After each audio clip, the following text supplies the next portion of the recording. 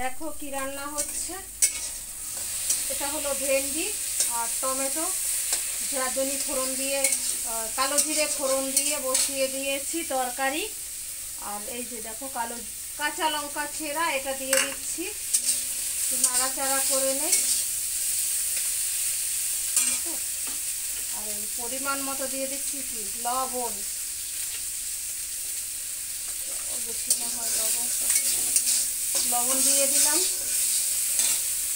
আর দিয়ে দিচ্ছি হলুদ, হলুদ দিয়ে দিচ্ছি।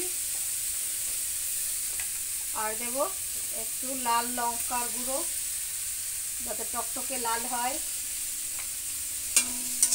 এখানে খুব সুন্দর করে কষাই নিচ্ছি, মানে ভাজা ভাজা কষা কষা করে নিচ্ছি।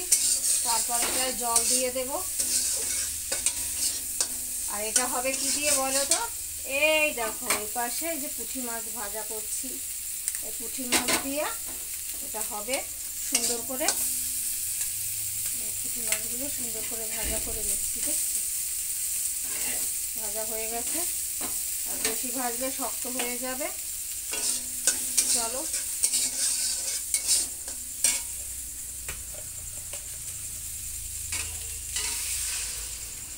জল দিয়ে দিলাম যাতে একটু ঝোল হয়।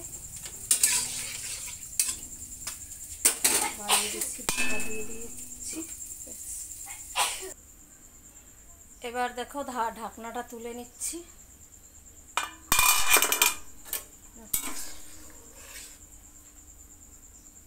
সিদ্ধ হয়ে গেছে ভেন্ডিগুলো। আর যে মাছটা দিয়ে দিচ্ছি,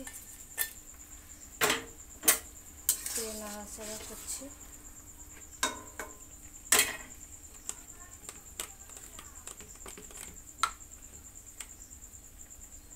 আর দিয়ে দেবো এখানে ভাজা মশলা, যেটা আর কি দিয়ে থাকি।